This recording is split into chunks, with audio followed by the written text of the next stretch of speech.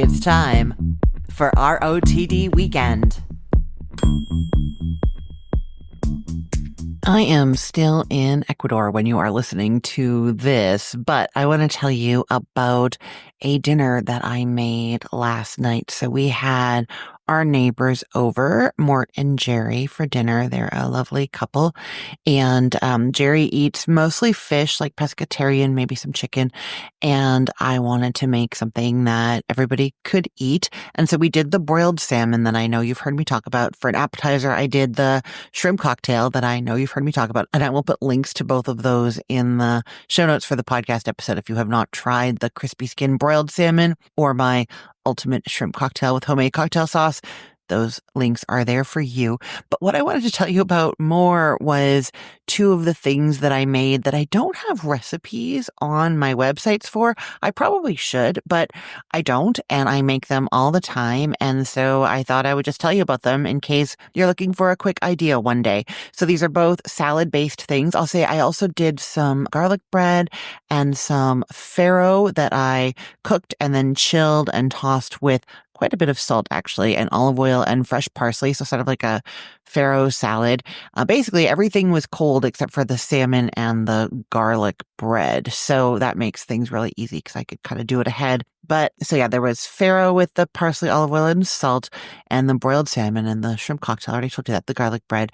And then the other two things that I made that aren't going to sound exciting, but I am telling you, every time I make these, I get so many compliments, and I just love them too. So one is just my very basic green salad, tossed green salad. And the other is a tomato and green bean salad. Okay, let me start with the tomato and green bean salad because I'm sure it's piqued your interest more than the basic green tossed salad, although the salad is addictive. I'm not even kidding.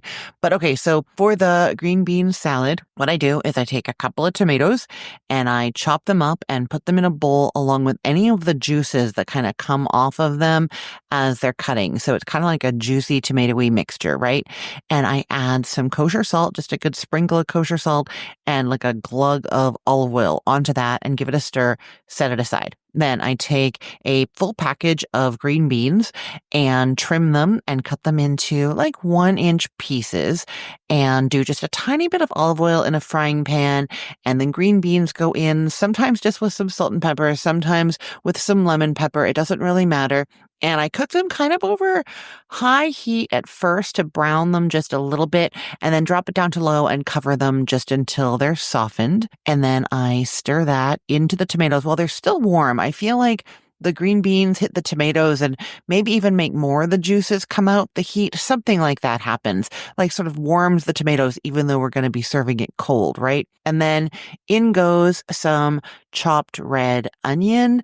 And often I will put capers in there when my kids aren't here, but my kids don't like capers. So I don't put the capers in. If they are here, I'll do the capers on the side, which is what I did last night for the dinner because my kids were here. But capers in there, stir it up and chill it down. And it's just the tomato juice or tomato liquid with the olive oil and the saltiness and the green beans. I don't know. I don't understand it. Red onion. It is just delicious. And we spoon that over the farro is how I like to do it, but they could be a separate thing also. Either way is fine. I have also done it with the farro mixed into the green bean and tomato. And I'm just going to say, I'm saying farro, which is what I call it, Farro. I think a lot of people pronounce it farro. So if you're not sure what I'm saying, it's that grain that kind of looks like barley when it's cooked. It's a wheat-based grain. I love it so much. So the farro, I often have mixed those things together. So this recipe was originally inspired by one that Marty had at a friend's place who was doing a HelloFresh meal. And it was, I think, probably some kind of chicken. And the side dish was a farro, tomato, and green bean salad. And that's kind of where this came from, but has departed super far from there. And you know what? The reason it departed super far from there was because one time a while ago, I was making the tomato and green bean mixture while the farro was cooking, and I tasted it, and it was just so good and so perfect as it was.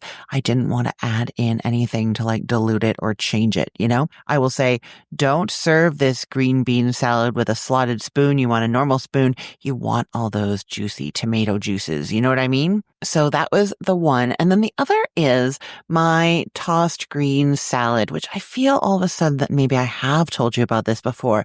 If it sounds familiar, you might remember back around Thanksgiving, we did a weird Thanksgiving this year. It was just pierogies and pumpkin pie, my two favorite parts of Thanksgiving.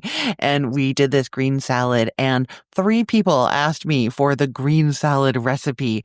That really happened. It was nuts. So what I do is I take a raw garlic clove and cut it, and then I rub it inside of a bowl, the salad bowl, whatever I'm going to be serving it in. And like the juices come out of the garlic and onto the bowl. And you'll know there's a lot of those juices. If you've ever done garlic toast this way, where you just toast a piece of bread and then rub a cut garlic clove on it, it can be like the garlickiest of garlic toast ever when you do that. So I do that. If I'm making a bigger batch of salad, which is actually what I did yesterday, I'll actually grate the garlic. So I'm getting like lots of juicy grated garlic, and I put that on a plate, like grate it onto a plate, and then I'll add some olive oil to it to try and like get all the juices. So if I'm making enough for like 2 or 3 people, then I'm just rubbing the inside of a bowl with the garlic clove. If I'm making enough for a larger group, I want more of the garlic than would just be on the outside of that bowl. And so I'll grate a garlic clove or 2. In that case, you get like garlic mush is what you want. You don't want any big chunks. You really want this like sludgy garlic mush, right? Okay. Then I put the salad greens into the bowl, either the bowl that's been rubbed with garlic or the bowl that has a bit of garlic with the olive oil sort of in it in the bottom, and use some tongs and just really toss the leaves around, trying to like get them touching the garlic juices. Okay. Then it is red wine vinegar, just like a splash around, and some olive oil, just another like swirl around right onto the lettuce leaves, and then the tiniest drizzle of balsamic vinegar. And then again with the tongs, I go. And at this point, like it's super approximate. I want each lettuce leaf to be ever so slightly coated in like a light sheen. And I'll taste one. I don't want it to be too heavy. I just want a light coating. If it's too much, then I add more lettuce greens. If it's not enough, I add a little bit more of the liquids, and it's not going to taste amazing at this point. The next thing is the important thing, a good sprinkle of kosher salt added just before serving with another toss with those tongs. And you get these like little crunchy bits of salt. Some of them dissolve in the like vinegary mixture, but some of them stay crunchy. And I think it's the salt that makes this whole thing, the garlic, all that juicy garlic, and then the salt. And I'm just using spring mix, just regular grocery store spring mix is what is going in there. And I'm not kidding. People take seconds. They go back just to get more salad. Crazy, right? So at some point, both of these recipes will end up on the sites, but they're not there yet, and they're on my mind right now, so I wanted to tell you about them. And they're just a great idea because you can do most of that ahead. Like I said, you can cook the farro ahead if you're doing that. The green bean and tomato salad you can do ahead. And then this salad, I grate the garlic if I'm grating ahead of time. And then I'm just like quickly mixing that all up at the last minute because it's cold.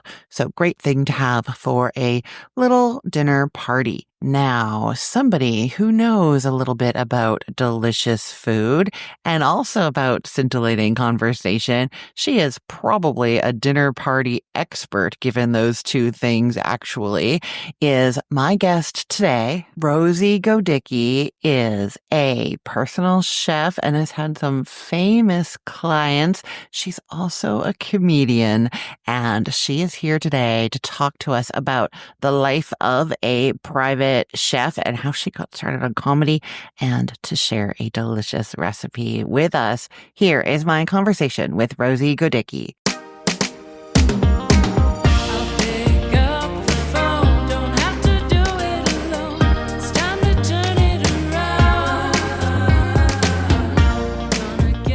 Hey, Rosie, welcome to the show. Thank you. Thanks for having me. I am so excited to talk with you. And I've heard that you became a chef for an interesting reason. Can you tell us how that happened? Yeah, well, I didn't know that I could be a chef. I was like a really good cook, and I was do some soul searching, trying to figure out what should I do to make money because I live in California and I was in my 20s, so I needed a career. And I was researching them, and then my roommate said, "What are you doing?" I said, "Well, I'm trying to figure out what I should do, as a career." She goes, "Why don't you look at being a chef?" And I'm like, "What?" She goes, "You cook really good. People come over all the time. You should do that." And I was like, Yeah, I think I will do that. And so that's why went to school to be a chef. It was just a natural talent that I didn't consider for a career. So did you originally start cooking? Like, was it influenced by your family upbringing, or was it something that you were just doing for fun, just randomly? How did Um, that happen? yeah, I just did it for fun because not a lot of 20-year-olds knew how to cook. Mm-hmm.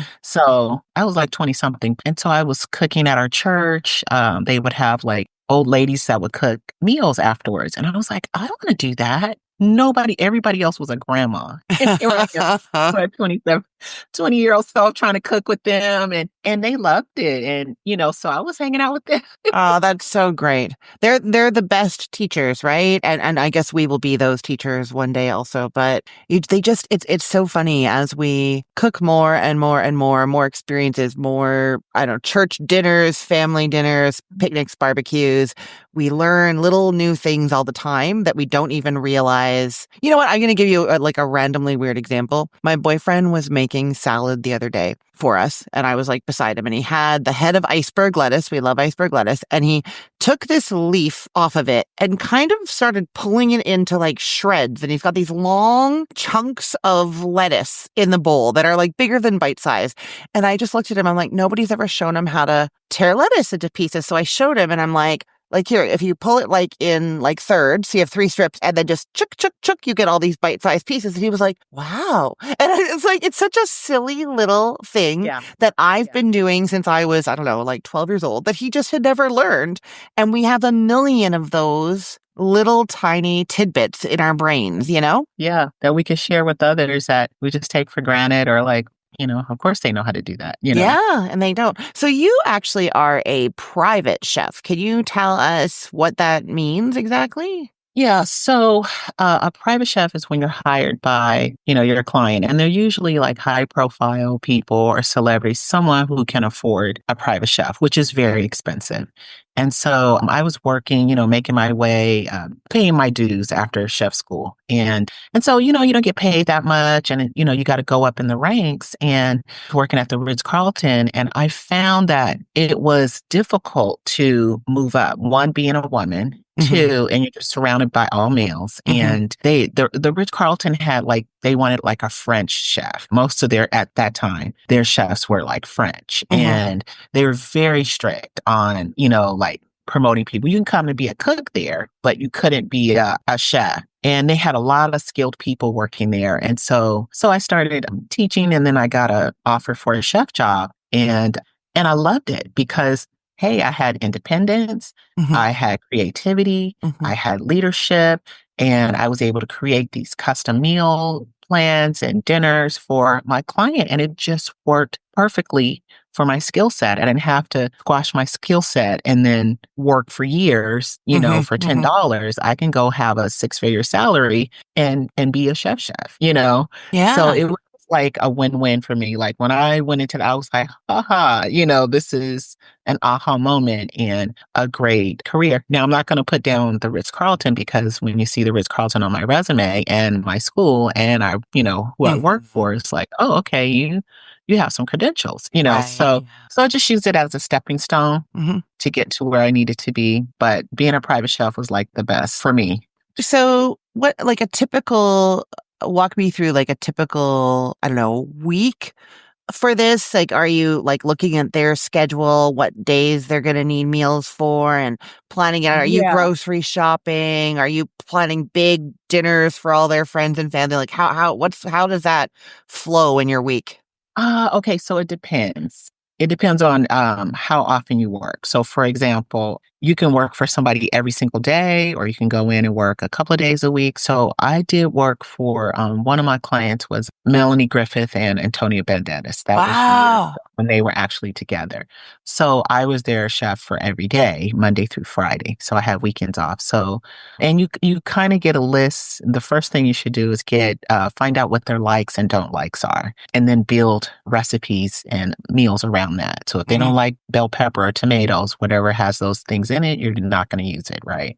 And that's the beauty of being a private chef because everything you make is delicious because they're not picking out the little peas that they don't like, they're Mhm. not going to be there for them to Mhm. eat it, you know? Mhm. So they think you're pretty fabulous because it's like everything she makes is my favorite. It's like, I'm making all your favorites. Yeah. That's how my family is. Right. They're like, They don't we figure go it out. no, I know. They go, we go to restaurants and the food's never as good. It's better when you make it. I'm like, no, but Yeah. that's because I didn't put time in it and you don't like time. Like, that's Right. not Right. Right. And I made it just how you like it, you Yeah, know? yeah.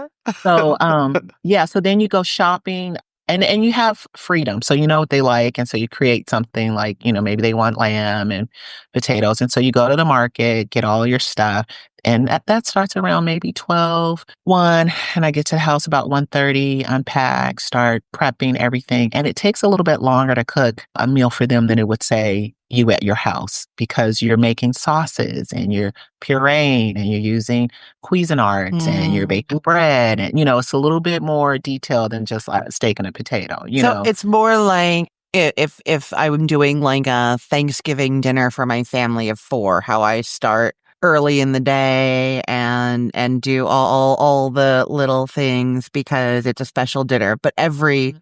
meal Yeah. is wait, are you also this is so funny. I just heard an interview. Bill Maher was being interviewed by somebody and he was saying his personal chef, he's like, I don't care if I don't love the food. I need it to be healthy. And then he's like, but who am I kidding? She's a private chef. Everything tastes good, but it needs to be healthy. Do they also have are you also often working within like dietary goals too for them? Absolutely. If you're working for celebrities, somebody's on a diet. And it may be a different diet. It may be a diet you never heard of, but you better do it. Like Yeah. I remember one client was on the zone at one point, and it was like, okay, but it makes your job faster because it's usually no carbs. Oh. So it's usually just vegetables and a protein. So it's not too bad. It's just like, okay, you're on this diet. I can get stuff done really quick, Hmm. because I'm Hmm. not making Hmm. potatoes or rice or any of that stuff. So, but yeah, you do have to cook for their dietary needs, Hmm. whatever Hmm. they're on, and different palates. Like the kids don't have the same palate as the parents. Sometimes they do, and sometimes they don't. It just depends on whatever that their kids' needs are too.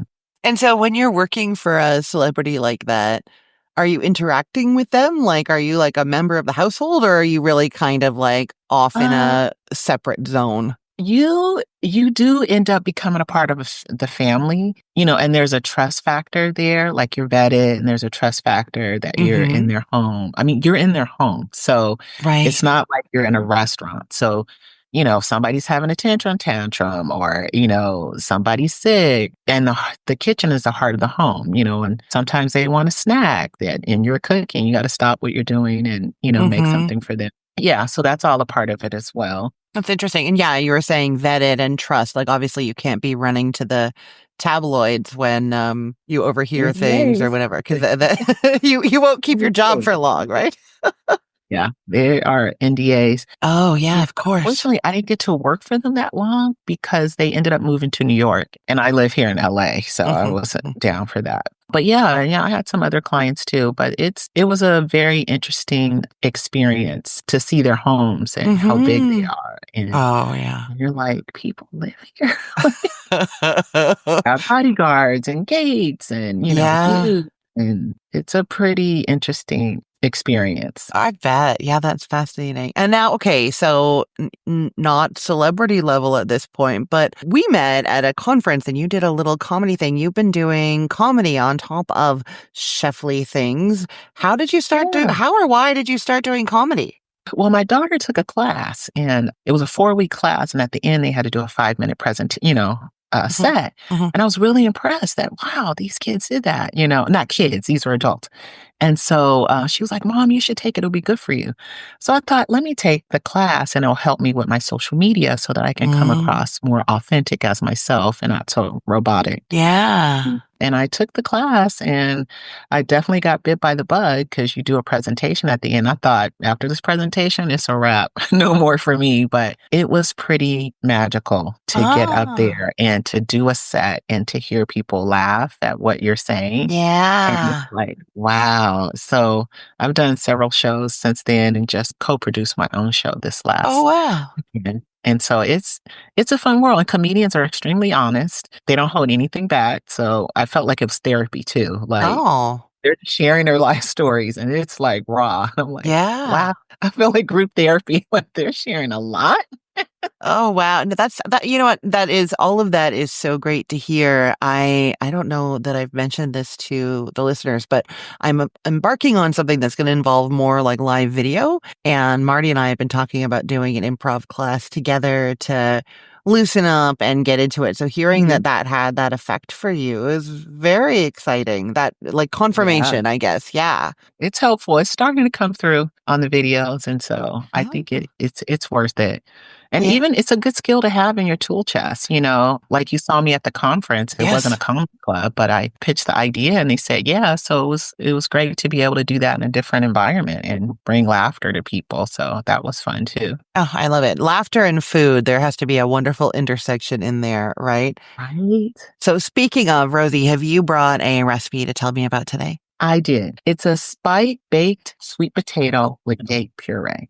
Oh, was I not Spiced. supposed to tell you the title? Yeah, no, that's great. Spiced baked sweet potato. What was the puree? Date. Oh, that's a date's like a natural sweetener people use, right? Yeah. Yes. So I just took the dates and made a puree out of it. And this is in January where it's like the Daniel fast where you don't do any sugar or Oh, and so when you can't have sugar, dates are your friend. that's great to know. Very good. Okay, so where do you start when you're making these? Okay, so you're going to preheat your oven at 425 degrees, and you're going to take a fork and poke holes in the sweet potatoes, and then you're going to wrap the sweet potatoes in foil. Bake them for 30 to 40 minutes. I mean, you just want them to be like fork tender? Yes, that was Uh, the next step. Oh, okay. Sorry. And then as the sweet potatoes bake, you're gonna start making the date puree. So you're gonna pit the dates and then put them in a bowl and cover them in water and let them set aside for about 15 minutes, then drain. Next, you're gonna place the dates in a blender and add about 1/4 cup of water and blend until smooth. If the puree is too thick, then you can add maybe like a tablespoon of water to thin it out. Mhm. And then you're gonna put that in a container and set aside. Do you want it like the texture of like a salad dressing or more like honey maple syrup kind of thickness? What are you looking for? More like a like applesauce Oh, kinda thickness, but it'll be smoother than okay. apples, so it'll be kinda thick. Like a Gotcha. spread. You wanna be able to spread. Ah, perfect. And then you're gonna, the sweet potatoes are done, you're gonna remove the foil, and then you're gonna cut the sweet potatoes in half the long way, and then you're gonna spread the date puree on top, and then you're gonna chop some pecans and sprinkle that, and some chopped cashews, Mm. and sprinkle that liberally on top of the sweet potato. And then you're going to, sprinkle Mhm. cinnamon and ground nutmeg on top, and then you're gonna sprinkle a little bit of flaky sea salt and serve immediately. Very nice. Those sound great. Yeah, it's almost like a sweet potato pie, kind of, but super healthy, and you got the crunch and the sweet potatoes, all that the spices that are in there. It'd be great for, I mean, we're in the spring now, but great for any time of year. I'm thinking, of course, Thanksgiving then. So I have to keep this in mind for then as well. But yeah, Yeah, fresh. I'll eat this any time of year. And then you can also, I wrote this another recipe very similar to this for Whole30. You can take minus the date puree, and you can add pesto and arugula, and you have a whole nother dish, and it's really Yeah. good. Like great for lunch, or Yeah, a yeah, yeah. side. Well, and sweet potatoes have that like they're hearty and meaty, even though they're not meat. You know what I mean? We did did a quesadilla recipe for a client years ago that was like a lower fat quesadilla. So you put the sweet potato and black beans, and then you didn't need as much cheese because the sweet potato was orange. So it gives you that and has that like, so a little bit of cheese, you're biting into it, you're Uh-huh. tasting the cheese, and then you're getting that like texture. And it Yep. felt like there was way more like gooiness going on in there Yeah. than there was, you know? Yeah, they have a richness. They're Mhm, great for, adding into, curries and, mhm. soups and stocks. They go great with beef and lamb, and I have a taco that I do with black bean tacos, like a vegetarian taco with small chunks of, small diced sweet potatoes and Perfect. cilantro and black bean, like, it's the best because it has that little bit of sweetness, Yeah, to it. yeah, for But sure. not too much. It's so good. Yeah, no, I love sweet potatoes. very Anyway. You get them, I'll take them. Well, Rosie, this has been wonderful. Can you let people know where they can find you to see those videos where you're using your comedy mojo with your food a little bit and where they can find you online? Where's the best place? I'm on Instagram at Rosie Godycki, and I'm also on TikTok at Rosie Godycki, and I'm also on YouTube at Rosie Godycki. That's fantastic. Yeah, and I do have a blog at www.rosiegodycki.com. So There you go. everything Rosie Godycki. Everything They'll find me. they'll find you. Thank you so much, Rosie.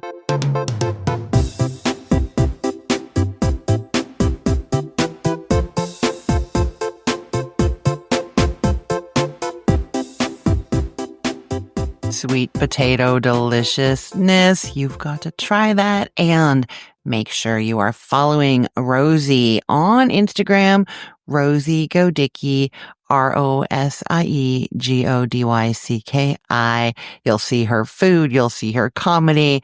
It is a lot of fun over there.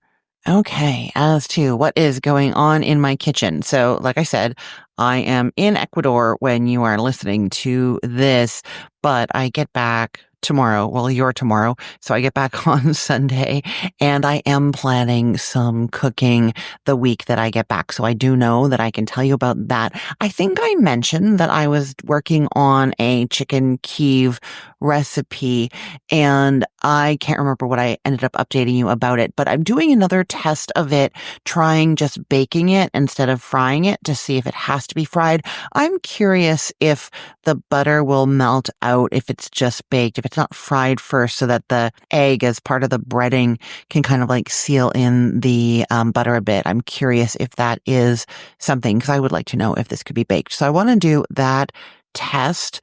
And I also, while I'm doing that, am going to do some pictures of butterflying chicken breasts. I did do some before, but they didn't turn out quite as good as I'd like.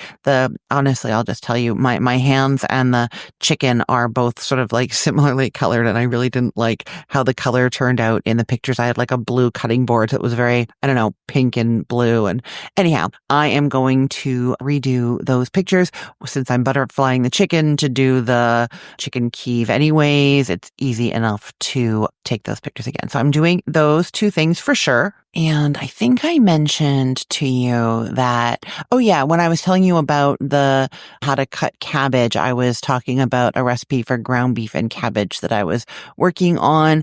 I need some videos of that still and want to do one last test for flavor. So I'm doing that, ground beef and cabbage. It's a really, really hearty, delicious dinner. It's also a little bit Slavic inspired. I wouldn't call this like a lazy cabbage roll dinner or like lazy stuffed cabbage. You know what I mean? Where it's like kind of like stuffed cabbage, but with the rice and sort of loose. This doesn't have the rice in it, but it does have a lot of those flavors. It's more like stewy soup. Really tasty. So that has one last test and videos going. And then the burger bowls. And I'm going to tell you, I am so excited about something that I've thought of for these and I cannot wait to try it. So this is a like bowl dinner based on the flavors of a cheeseburger. So you can use rice or farro or no grain at all if you don't want to. And then it's your typical burger toppings, lettuce, tomato, pickles, some red onion, and then ground beef that you've added a little bit of ketchup and mustard to. And there's a burger sauce, you know, kind of like that Thousand Island dressing kind of thing that you get on like Big Macs or like those sorts of burgers. That's sort of the dressing. And then the part that I'm so excited about is that I'm sprinkling toasted sesame seeds on top, you know, like the top of the sesame seed bun. And I haven't tried it yet, but I am so excited. I think it's just going to make that little extra difference and make it just extra more like a burger without the bun. You know what I mean? So that is happening the week I get back too. And yeah, so that is my plan for when I get back. And then if everything goes well, you will start seeing those recipes showing up on the websites and on the podcast in the weeks ahead as to what is going live on the websites this week. It is finally happening. My pierogi recipe is going live on Cook the Story. You guys know my parents had Ukrainian restaurants when I was growing up. I have made more pierogies than, well, very many people in the world ever have, I'm sure. I started working in their restaurants when I was 12 and I pinched a ton of pierogies. My main job was the boiler and bagger. So I was taking the pierogies that other people made and boiling them. And then when they weren't done, chilling them down and then counting them into dozens into the bags and sealing them up. So that is what I did. But I also pinched my share of pierogies and made the filling. Like all of this is like a muscle memory thing for me. I'll even say that part of why I put off doing this for so long, and even actually after I'd like retested the recipe, photographed it, and did the videos, the reason that it's taken me so long to get it all together and onto the site is because I almost have like too much to say. It's too many tips. It's too overwhelming for me to think about and to get it all out of just the muscle memory things that I just know, get that out and get it onto, well, paper, get it onto my computer. It was quite a daunting task. And, there's cabbage rolls coming up soon as well. And it's a similar thing. The Ukrainian restaurants had pierogies. They also had cabbage rolls. And yes, I have stuffed my share of cabbages in my life. So anyhow, the pierogi recipe is going live this week on Cook the Story. And I'm super excited. It's in time for Easter, which is one of the holidays that we would have had pierogies for sure. And yeah, so stay tuned for that. That is happening. Go live on Monday. You're going to have to go check it out. And then on the Cookful, we have some pulled chicken sandwiches going live. And this is because we have the really great recipe for making pulled chicken in a variety of ways. It's like Instant Pot, slow cooker, oven. And so to sort of go with that, the companion to that, how to make pulled chicken, is how to make the pulled chicken sandwiches. So that is going live on the Cookful this week. As to what I am telling you about on the podcast this week, the pierogies are not there. The pulled chicken sandwich is. There's a fried potato recipe. Oh, that brown sugar glaze for the ham, that is coming up this week on the show. Oh, and the salmon rice bowls. Oh, they are so good. They're like one of my new favorite go-tos. I think I'm just really obsessed with edamame right now. Like you can buy the frozen shelled edamame and I love them and I put them on this bowl and I think that's part of why I like it so much, which is silly. It's also got sesame seeds. It's got the like sweet and salty salmon and then cucumbers, avocado, really, really good. So that recipe, I'm telling you about that this week as well. So even though I am away, there is still a lot going on and lots for you to get excited about, recipes for you to try. I'm really curious to see if any of you try that salad that I told you about at the beginning, or the green bean salad, or the tossed lettuce salad.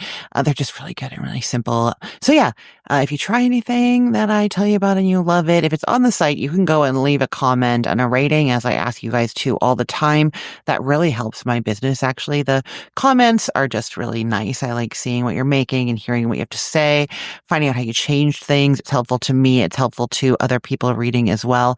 But those 5-star reviews, the 5-star ratings, when you click the 5 stars, that brings so many extra people over to my websites and to my business to finding my podcast. They see them on Google when they're searching for a recipe. Say they're searching for how to make pulled chicken, and then they see, my recipe there with 5 stars from 100 people or something.